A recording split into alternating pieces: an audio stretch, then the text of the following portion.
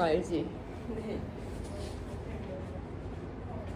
야, 3점짜리 1번 문제 같이 보면서 지난 시간 내용 복습해요. 우리 지난 시간에 가역 반응과 동적 평형 배웠고, 가역 반응은 역반응의 진행 방향도 가능한 반응을 가역 반응이라고 하고, 동적 평형은 그 가역 반응에서 정반응과 역반응의 속도가 같을 때를 동적 평형이라고 해요. 그 중에 우리 특히 H2 리퀴드와 H2 가스, 서로 다른 액체 상태와 기체 상태가 평형을 이루는 상평형에 대해서 살펴봤고요. 상평형에서는 우리 정반응과 역반응, 예를 들면 증발과 응축이 있어요. 그래서 걔네들의 속도 비교를 통해서 우리가 현재 변화가 있는 상황인지 없는 상황인지 해석을 해주시면 되고, 밀폐된 진공 용기 안에 H2 리퀴드를 넣었대. H2인 게 중요한 게 아니라 밀폐된 용기 안에 액체를 넣었다는 거야. 그럼 액체 표면에서는 뭐가 일어나? 어떠한 조건도 없이 액체 표면에서는 액체가 기체가 되는 증발이라는 반응이 일어납니다. 근데 지금 나는 얘를 어떤 통에서 하고 있어? 밀폐된 진공 용기에서 하고 있어요. 밀폐가 돼 있어요. 뚜껑이 열려 있으면 증발된 수증기들이 다 날아가겠지만, 뚜껑이 닫혀 있으면 얘네들은 이 통 안에서 돌아다닐 수밖에 없고, 그러다 보면 H2 기체끼리 뭐를 하게 돼? 충돌을 하게 되잖아. 그럼 걔네들이 만났기 때문에 응축이라는 역반응이 일어날 수 있는 상황이에요. 자, 우리 이 가역 반응에서는 정반응과 역반응의 속도를 표현하는 것이 중요한데, 가역 반응에서 증발이라는 것은 두 가지에 의해서 결정돼요. 온도랑 액체의 종류 두 가지에 의해서만 결정되거든요. 액체는 물이고 처음부터 끝까지 온도는 일정하기 때문에 우리 일단 시간에 따른 속도 그래프에서 증발 속도는 처음부터 끝까지 일정하다라는 그래프를 그릴 수 있어야 돼.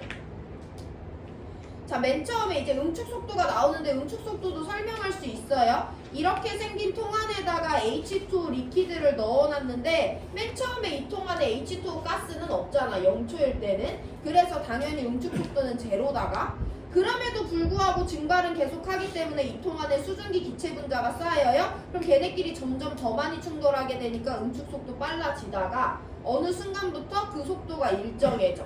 얘가 일정해지는 이유는 이때 증발 속도랑 응축 속도가 같아졌기 때문에 이때 이후로는 이제 더 이상 수증기의 양변화가 관찰되지 않는 거지. 증발이랑 응축 속도가 똑같으면 증발 10개 되는 동안 응축 10개로 돌아오니까 수증기의 개수가 똑같거든요. 그럼 이 통 안에 들어있는 수증기의 양이 일정하게 유지되니까 충돌될 확률도 일정하게 유지돼서 응축 속도가 일정하게 유지되는 거죠. 해서 이와 같은 증발 속도의 그래프를 그리면서 이때 이후로 응축 속도가 일정하네. 그럼 증발 속도는 처음부터 끝까지 이 속도 A였겠구나 라는 것까지 확인해 주시면 돼요.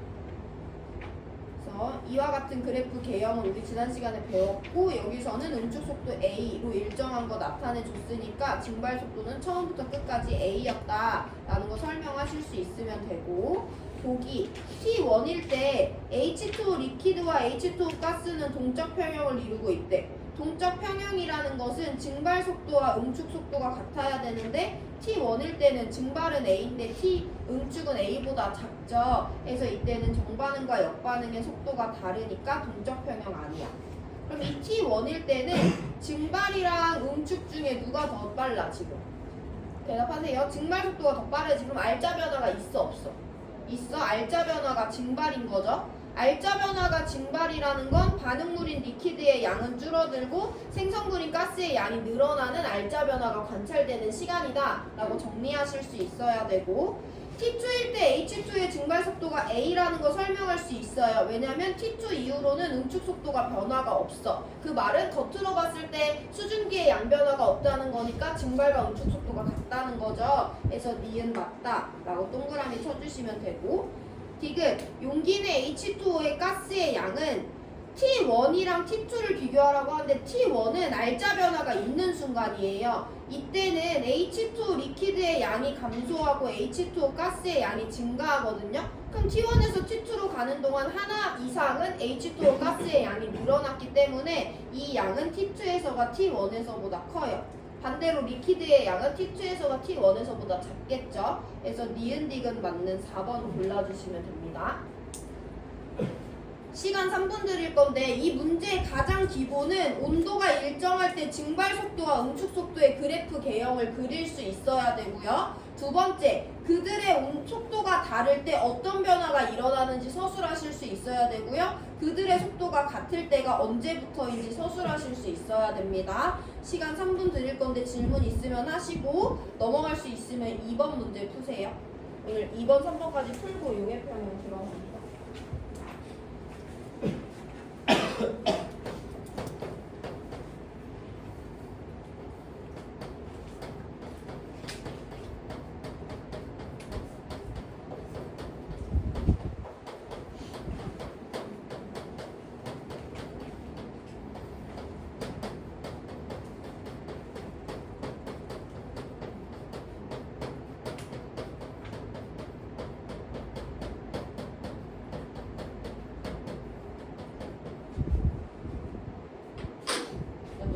MBTI가 계속 바뀌는 거 알고 있니?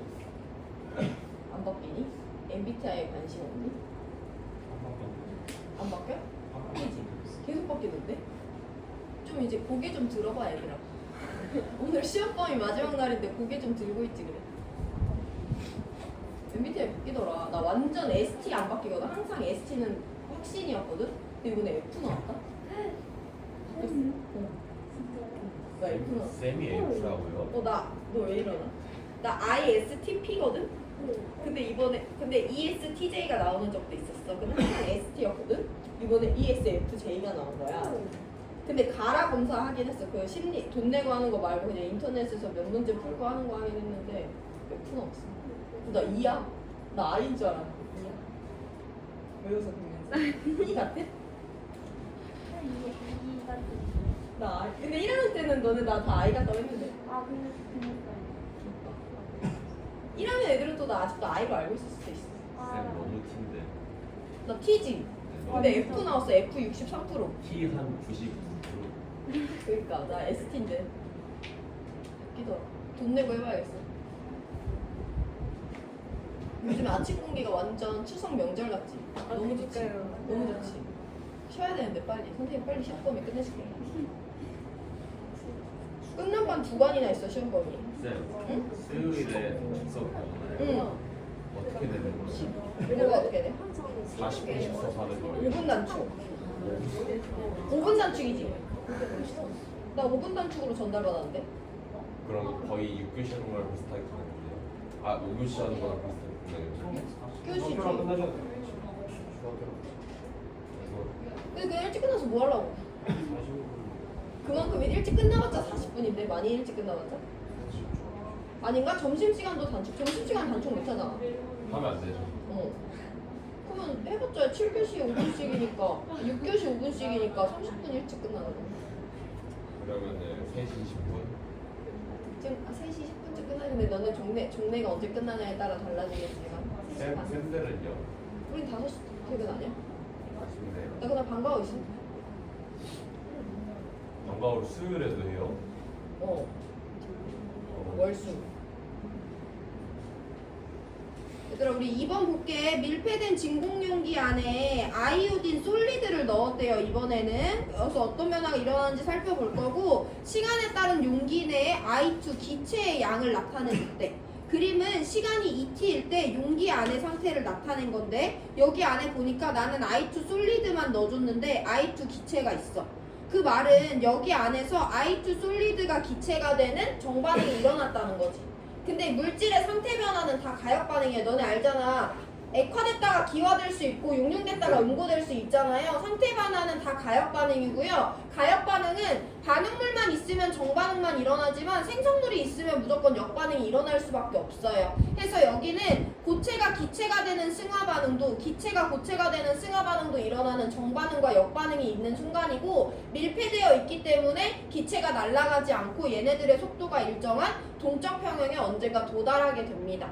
여기에서도 알 수 있듯이 겉으로 봤을 때 I2 기체의 양이 0초일 땐 당연히 빵개였을 거 아니야. 근데 A로 늘어나고 B로 늘어나다가 일정한 순간에 도달하게 됐죠. 그럼 겉으로 봤을 때 I2 기체의 양이 변화가 없는 거니까 2t부터 우리는 동적 평형에 도달했다라고 설명할 수 있어야 되고요. 그 말은 정반응 속도와 역반응 속도가 같다는 거야. 근데 T에서 ET로 넘어갈 때는 A가 B가 됐는데 A랑 B는 다르지 않은 거니까 이 순간에는 지금은 겉으로 봤을 때 변화가 있는 거죠. 이때는 평형이 아닌 거고, 고체를 처음에 많이 넣어줬고 그러면 승화, 기체가 고체가 되는 속도는 점점 늘어날 거기 때문에 여기도 마찬가지로 고체가 기체가 되는 반응의 속도는 일정한 반면에 기체가 고체가 되는 속도는 이와 같이 점점 증가하다가 ET에서 같아지는 것을 확인할 수 있거든요. 그래서 여기도 정반응 속도가 역반응 속도보다 빠르다라고 설명해 주시면 돼요. 우리 이 반응에서 정반응을 솔리드가 기체가 되는 반응을 정반응이라고 할 거고, 역반응을 기체가 고체가 되는 반응을 역반응이라고 할 거예요.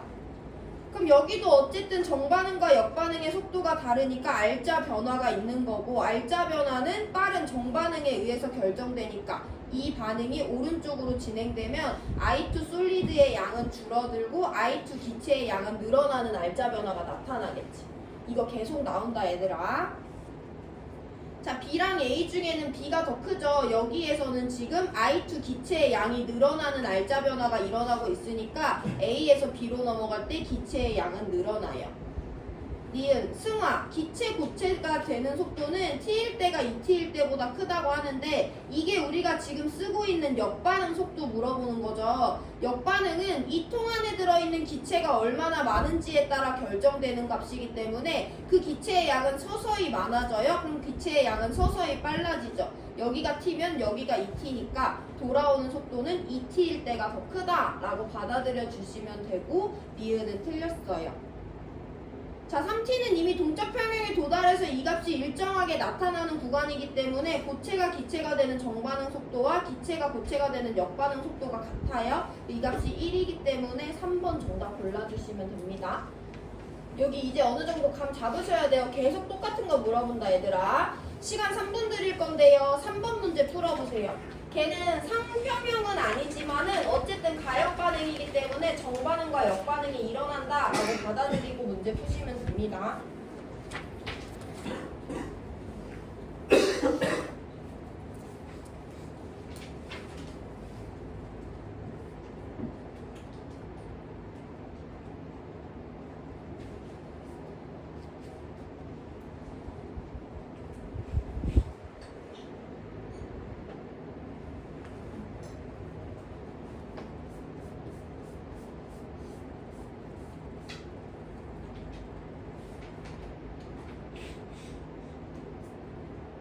문지민은 옛날에 문제풀이가 재밌고 개념 설명이 재미없다고 했는데 오늘은 왜 문제풀이 시간에 자꾸 개념 설명 시간에 끼어달라는 거지?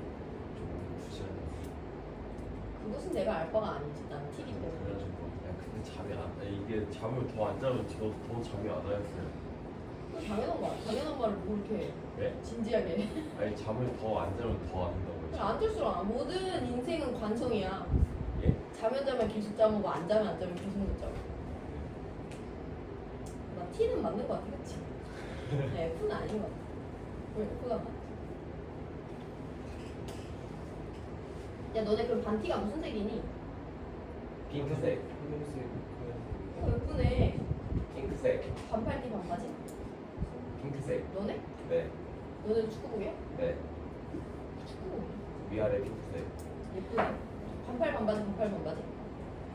춥겠어, 그치? 날씨가.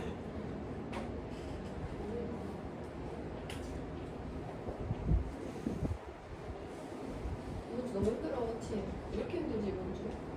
죽겠네. 쌤 근데 왜 갑자기 반가워하세요? 나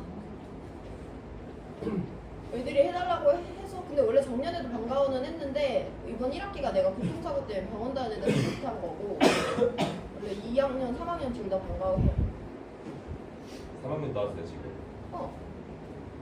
쌤 3학년 안 들어가시지 않아요? 방과후는 내가 해. 작년에도 다 내가 했어.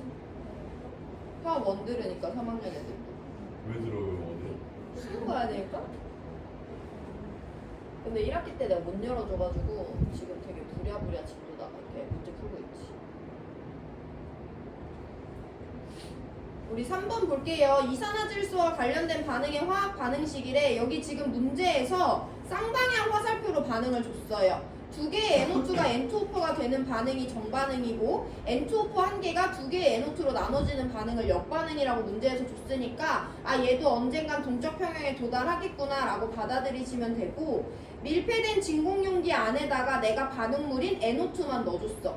그럼 처음엔 당연히 여기 잘 들어야 돼 얘들아. 반응물밖에 없으니까 누구밖에 진행이 안 돼. 정반응밖에 진행이 안 돼. 근데 반응이 진행되다 보면 누가 자꾸 생겨요? 생성물인 N2O4가 생기지. 얘는 가역 반응이기 때문에 생성물이 한두 개라도 있으면 역반응은 당연히 일어납니다. 그 속도가 느릴 뿐.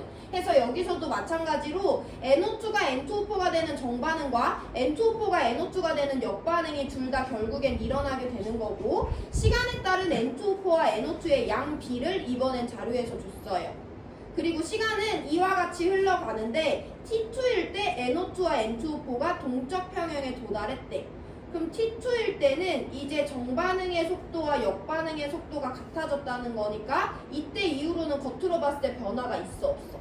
없잖아. 해서 T2와 T3에서 이 값은 같기 때문에 X가 B가 된다는 걸 먼저 정리해 주시면 되고 그럼 여기도 똑같지. 내가 맨 처음에 NO2를 넣어줬기 때문에 정반응의 속도는 역반응 속도보다 훨씬 더 빠르게 일어나고 그 간격이 점점 줄어드는 거잖아요. 그럼 T1에서 T2로 갈 때 생각을 해보면 잘 봐라 여기. T1에서는 아직 지금 A에서 B로 넘어가는 변화가 있는 값이기 때문에 T1은 아직 동적 평형에 도달하지 않았거든요. 정반응과 역반응의 속도가 다른 시간 구간이에요. 근데 나는 반응물만 넣어줬기 때문에 당연히 처음에는 정반응이 역반응보다 빠르기 때문에 이와 같이 속도 비교를 하실 수 있어야 되고요. 그럼 여기는 알짜 변화가 정반응으로 일어납니다. 알짜 변화가 정반응이라는 것은 T1에선 NO2의 양이 어떻게 되고 있는 거야? 대답을 하세요. 정반응이 알짜 반응이니까 NO2의 양은 어떻게 되고 있고? 줄어들고 있고 N2O4의 양은 늘어나는 알짜 변화가 나타나는 거잖아. 그럼 T1에서 T2로 넘어갈 때 분자에 해당하는 NO2의 양은 줄어들 거고 분모에 해당하는 N2O4의 양은 늘어날 거기 때문에 A보다 B가 작다라고 대소 비교해 주셔야 돼요. 딴 데서 문제 풀었을 때 이 A, B 대소 비교를 어려워하는 친구들이 많았는데 N2O4 기체의 양이 아니라 N2O4 기체 양분의 NO2 기체의 양이고 T1은 정반응이 역반응보다 빨라서 정반응이 알짜 변화, 즉 T1은 NO2가 줄어들고 N2O4가 많아지고 있어요. N2O4 분모가 커지고 NO2 분모가 작아지는 알짜 변화가 나타나고 있으니까 T1에서 T2로 넘어갈 때 이 값은 작아져야 됩니다. 그래서 A보다 B가 작다라고 서술하셔야 돼요. 여기 됐나? 한 번 더 설명이 필요한가? 여기 이해가 안 되지 얘들아? T2에서 동적 평형이라 했으니까 T1이 아직 동적 평형에 도달하지 않았다는 거 받아들이실 수 있죠. 이게 첫 번째예요. 두 번째, 나는 반응물과 생성물 중에 반응물만 넣어줬기 때문에 초반에는 정반응 속도가 역반응 속도보다 빠르다는 걸 우리 여태까지 계속 설명해 왔으니까 설명할 수 있어요. 이게 두 번째예요. 그럼 T1은 정반응이 역반응보다 빠르니까 알짜 변화가 누구야? 정반응 방향으로 알짜 변화가 나타나죠. 세 번째, 그 말은 정반응은 NO2가 N2O4가 되는 것이 정반응이기 때문에 NO2의 양은 줄어들고 N2O4의 양은 늘어나. 이게 네 번째야. 여기까진 대부분 되거든? 근데 우리가 보통 생성물을 분자값에 넣으니까 이 값이 커진다고 생각하는데 여기를 잘 보면 이거가 분모에 있고 얘가 분자에 있고 얘가 분모에 있어요. 그래서 A는 T1에서 이 값이고 B는 T2에서 이 값이에요. 근데 T1에서는 이 양이 줄어들고 있고 T1에서는 이 양이 늘어나고 있어. 그럼 이 값이 지금 어떻게 되고 있는 거야? 분자 작아지고 분모 커지고 있으니까 이 값은 작아지고 있는 거죠. 그래서 A보다 작은 값이 B가 된다라고 설명할 수 있어야 돼요. 이따 시간 들을 때 다시 한번 보시고 보기로 들어갑니다. T1일 때 역반응은 일어나지 않냐고 했는데 T1은 0초가 아니에요. 그 말은 저 통 안에 N2O4는 한 개 이상 있다는 거고 그 말은 당연히 역반응이 일어난다는 겁니다. 기억은 틀렸어요. 니은 우리 비교했습니다. A보다 B가 작고요. 디귿도 우리 비교했어요. T2에서 동적 평형에 도달했으니까 X는 B와 같습니다. 그래서 니은 디귿 맞는 5번 골라주시면 돼요. 시간 2분 드릴 건데 복습해보시고 우리 교과서로 돌아가서 용해평형 살펴봅니다.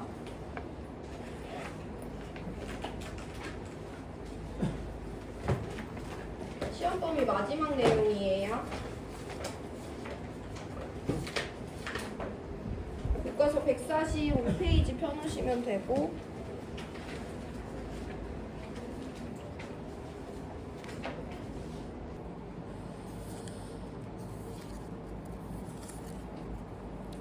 (3번) 질문 없나? 우리 교과서로 돌아와서 밑줄 한번 읽어보고 밑줄 친 다음에 용해평형 설명드릴게요. 새로운 걸 배우는 것은 아닙니다. 그냥 읽어볼 건데요. 동적평형은 물에 설탕과 같은 용질을 녹일 때에도 나타난다. 일정량의 물에 설탕을 계속 넣으면 처음엔 설탕이 녹아서 달콤한 설탕물이 되다가 어느 순간부터 내가 계속 가루를 넣어주면 더 이상 녹지 못한 설탕들이 생기고 밑에 가라앉게 됩니다. 이때 설탕물 속에서 물에 녹은 설탕은 계속 녹아있고 가라앉은 설탕은 그럼 계속 고체로 남아있나? 생각이 들 수가 있어요. 여기부터 중요한데 설탕을 물에 넣으면 처음에는 설탕 분자가 물에 용해되면서 고체 상태의 설탕이 줄어들지. 하지만 수용액 속에 용해된 설탕 분자가 많아질수록 이 분자들 중 일부는 녹지 않고 가라앉은 고체 상태의 설탕 표면에 충돌하여 다시 고체로 되기도 한다. 이와 같이 밑줄 먼저 칠게요. 용해와 반대되는 현상을 석출이라고 한다. 그럼 용해의 반대 방향도 일어날 수 있다는 거니까 용해의 역반응을 석출이라고 하고요. 우리가 예를 들어 용지를 설탕, 용매를 물로 사용했을 때 설탕과 물이 섞여서 설탕물이 되는 과정을 정반응 용해라고 밑에 박스에 표시되어 있고요. 반대로 설탕물에서 설탕이 쫓겨 나와서 설탕과 물로 나눠지는 반응을 석출, 역반응이라고 표시되어 있습니다. 자, 우리 문제에서 교과서에서 준 상황을 조금 다르게 접근을 해볼 건데 일단은 이걸 받아들여야 돼. 용질과 용매가 섞이면 그에 따라 용액이 만들어지는데 이 과정을 우리 용해라고 해요. 1단원에서 용액의 농도 배울 때 이 네 가지 용어 다 정리됐거든요. 용질은 녹는 물질, 용매는 녹이는 물질, 용해는 걔네들이 섞이는 현상, 그에 따라 만들어진 균일한 혼합물을 용액이라고 합니다. 자, 근데 우리가 이번 단원에서 추가로 이 용액에서 반대로 용질이 쫓겨나는 석출이라는 역반응이 일어날 수 있는 용해는 가역반응이라는 걸 배우고 있는 거야. 자, 그럼 여기서 무슨 상황이냐면 얘는 내가 물에다가 설탕을 넣는다고 했지만 내가 여기다가 설탕을 아주 많이 담아놨어. 그리고 거기다가 물을 넣고 저을 거야. 잘 상상을 해봐. 컵에다가 우리 보통 아이스티 탈 때 아이스 가루 넣고 물 붓잖아. 여기다가 내가 물을 이만큼 넣었어. 그리고 저어. 그럼 저 설탕의 양이 어떻게 돼? 줄어들어. 녹아 들어가서 여기 위에 설탕물이 만들어지잖아요. 자, 그럼 처음에는 용해 반응이 자꾸 일어나는 거야. 그래서 여기 있던 설탕의 양이 약간 줄어들고 여기 위에 색깔은 투명하지만 달콤한 설탕물이 만들어졌지. 그럼 봐봐. 내가 아까 가역반응은 역반응에 생성물이 있으면 무조건 역반응이 일어날 수 있잖아. 설탕물이 만들어졌어? 그럼 설탕물에서 설탕과 물로 나눠지는 역반응은 당연히 일어나야 되는 거지. 해서 처음에는 순수한 물이랑 설탕이 만났기 때문에 설탕이 물에 녹아 들어가는 정반응만 일어나지만 설탕물이 한번 만들어지고 나면요, 역반응이니까 설탕물에서 설탕과 물이 나눠지는 역반응은 당연히 일어난다라고 받아들이셔야 돼요. 여기도 생성물이 있으면 역반응이 당연히 일어나고 설탕이랑 물이 섞여서 설탕물이 한 개라도 만들어졌으면 그 설탕물에서 설탕과 물이 나눠지는 역반응은 당연히 일어나는 거예요. 근데 여기도 그래프를 통해서 한번 이해를 해보면 우리 용해 속도에 대해서 한번 고찰을 해볼 건데 용해 속도는 두 가지에 의해서 달라집니다. 물론 용매가 다 물이라는 가정하에 용질의 종류와 온도 두 가지에 따라서 달라져요. 그럼 지금 우리 용질 한 종류만 사용하고 있고 일정 온도에서 반응을 보내고 있다고 한다면 시간에 따른 속도 그래프를 그려봤을 때 용해 속도는 처음부터 끝까지 변할 이유가 없이 일정하죠. 근데 석출은 중요해. 석출은 설탕물에서 설탕이 빠져나오는 거란 말이야. 맨 처음에 설탕물 있어 없어? 맨 처음에 물이랑 설탕 반응시켰으니까 설탕물 없죠? 근데 용해에 따라서 설탕물이 점점 달아져. 그럼 설탕물에서 쫓겨날 수 있는 설탕의 양도 점점 늘어나니까 석출 속도도 응축 속도처럼 제로에서 조금씩 올라오는 값이 되는 거예요. 그러다가 용해 속도와 석출 속도가 같아지면 겉으로 봤을 때 변화가 없대. 겉으로 봤을 때 변화가 없다는 건 두 가지 단서로 확인할 수 있어요. 이 설탕물이 더 달아지거나 덜 달아지거나 하지 않고 그 단맛의 농도가 일정하게 유지되고, 녹지 않고 남아있는 설탕의 양이 줄어들거나 늘어나지 않고 우리 눈에 봤을 때 그 양이 일정하게 유지돼. 근데 실제로는 이 안에 있는 설탕은 계속해서 녹아 들어가는데 설탕물에 있는 설탕이 그와 똑같은 양만큼 쫓겨나고 있는 거예요. 이걸 받아들이시면 됩니다. 한 번만 더 설명하고 4번 문제로 넘어갈 거예요. 내가 물이랑 용매랑 용지를 용해시키는 과정도 반대 과정인 석출이 일어날 수 있기 때문에 가역 반응이라는 걸 인지했다면 반응물이 있으면 정반응이 자연스럽게 일어나는 것처럼 생성물이 있으면 역반응도 자연스럽게 일어난다는 걸 우리가 1, 2, 3번 문제를 풀면서 이미 해석을 했죠. 그래서 물과 설탕을 처음에 섞었을 때는 아직 설탕물이 만들어지지 않았기 때문에 반응물밖에 없기 때문에 용해만 일어나.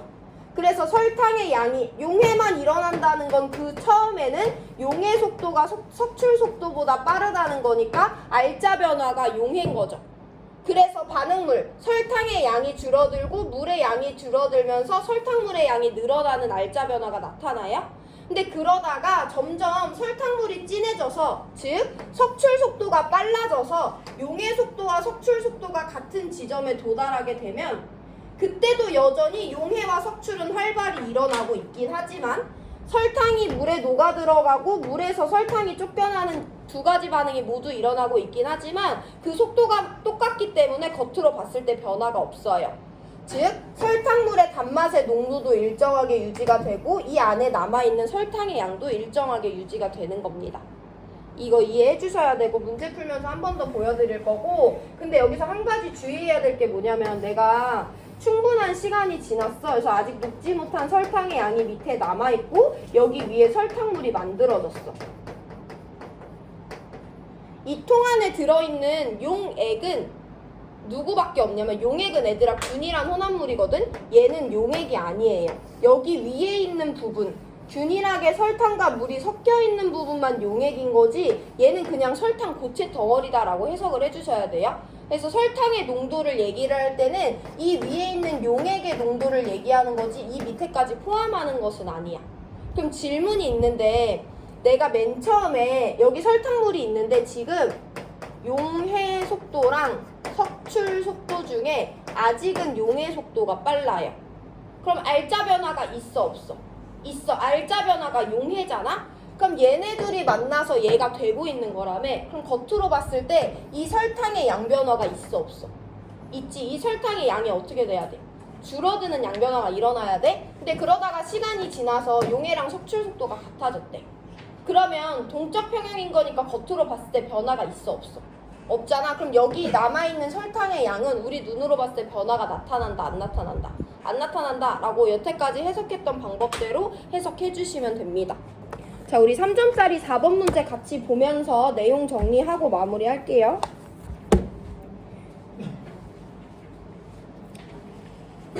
온도가 일정한데 물이 담긴 비커에 충분한 양의 설탕을 넣은 후 시간에 따른 설탕 수용액의 몰농도, 설탕 수용액이 얼마나 단지를 나타내줬고 시간이 이티일 때 용해평형에 도달했대. 시간이 이티일 때 용해평형에 도달했다는 건 이때는 용해 속도와 석출 속도가 같다는 거니까 겉으로 봤을 때 변화가 없는 거죠. 그리고 이 실험에선 온도도 일정하게 유지되고 용매가 물이고 용질이 설탕인 것도 달라지지 않기 때문에 이 평형이 깨질 일은 없어요. A랑 X가 같다는 건 우리가 기본으로 확인할 수 있어. 이티일 때 이미 동적 평형에 도달했으니까. 자, 그럼 맨 처음에 내가 충분한 양의 설탕과 물을 섞었어. 반응물만 넣어줬기 때문에 맨 처음엔 석출이라는 게 일어날 수가 없잖아. 그럼 초반에 동적 평형에 도달하기 전에는 당연히 용해는 활발하게 일어나지만 석출은 활발히 일어나지 못하기 때문에 용해 속도가 석출 속도보다 빠르다고 서술을 해주셔야 돼요. T일 때. 동적 평형에 도달하기 전에는 반응물만 넣어줬기 때문에 정반응 속도가 역반응 속도보다 빠릅니다. 그럼 시간이 T일 때는 알자 변화가 있네. 알자 변화가 누구야? 용해지. 그럼 누구의 양이 줄어드는 거야? 설탕. 여기 녹지 않고 남아있는 설탕의 양이 줄어드는 알자 변화가 나타나는데 ET부터는 동적 평형에 도달했으니까 겉으로 봤을 때 밑에 남아있는 설탕의 양 변화가 없다라고 서술하실 수 있으면 되죠?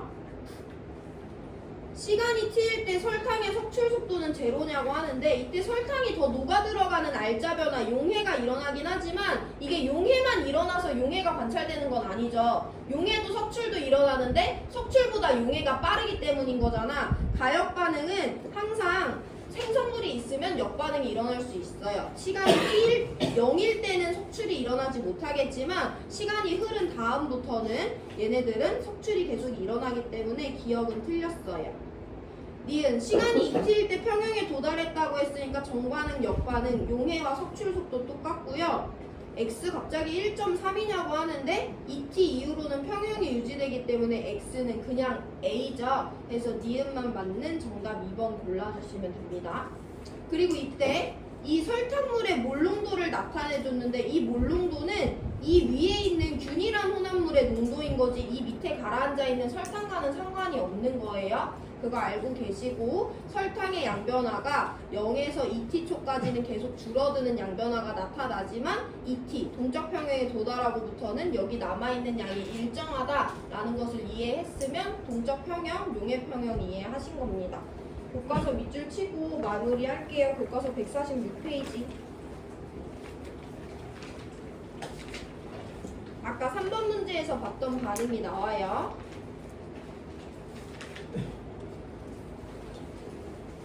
NO2 두 개가 N2O4를 생성하고 N2O4가 NO2 두 개로 분해되는 반응이 탐구에 나와 있는데 탐구 밑에부터 한번 읽어볼게요. 위 탐구 실험 결과에서 처음에는 밀폐 용기에 NO2라는 반응물만 들어있으므로 근데 얘가 젓갈색이래. 젓갈색을 진하게 뜨지만 위에 갈색 가그림 보시면 됩니다. NO2가 서로 결합해서 무색의 N2O4를 생성하는 반응이 초반에 일어나므로 그럼 갈색인 NO2는 줄어들고 무색인 N2O4는 생성되니까 겉으로 봤을 때 갈색이 연해지는 알자 변화가 나타나겠죠. 젓갈색이 점점 옅어진다. 그런데 어느 정도 반응이 진행되면 생성물의 양도 많아져서 역반응의 속도도 충분히 빨라져서 N2O4가 분해되어 젓갈색을 띠는 NO2를 생성하는 역반응도 일어날 수가 있는 것이고 147페이지 넘어가서 충분한 시간이 지나면 N2O4를 생성하는 정반응과 N2O4가 분해되는 역반응이 같은 속도로 일어나는 동적 평형에 도달한다. 그럼 동적 평형에서는 젓갈색의 NO2의 농도도 무색의 N2O4의 농도도 일정하게 유지되므로 혼합기체색이 더 이상 진해지거나 연해지는 알자 변화가 나타나지 않고 일정하게 유지되는 거죠. 이와 같이 밑에 밑줄 가역 반응에서는 반응물이 모두 소모되어 생성물로 변할 새가 없어요. 왜냐면 생성물이 생기면 바로 역반응이 일어나거든요. 생성물이 반응물로 변하는 반응도 일어난다. 따라서 충분한 시간이 지나면 반응물과 생성물의 농도가 일정하게 유지되는 알자 변화가 없는 순간에 도달하게 된다까지 밑줄. 이와 같이 물의 증발이나 설탕의 용해뿐만 아니라 다시 밑줄 가역적으로 일어나는 화학 반응에서는 항상 동적 평형에 도달해요. 온도가 일정할 때는 정반응과 역반응은 항상 반응물과 생성물이 하나라도 있으면 둘 다 일어날 수 있고 일정 시간이 지나면 걔네들의 속도가 같아지는 평형에 도달하게 됩니다. 오늘 수업 여기까지 할 거고 다음 시간에 이온결합